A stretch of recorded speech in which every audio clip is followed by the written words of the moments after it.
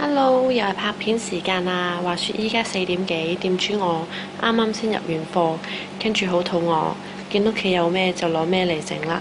跟住就整咗呢個蛋糕仔啦。咁就我屋企連糖都冇㗎，咁最後尾我用咗煉奶嚟代替鮮奶同埋呢個糖。咁我啱啱整咗呢個啦，好簡單嘅，你叫 cupcake 又得，muffin 又得啦，我都唔知叫咩。咁我哋又示範脱模嘞，倒轉啦。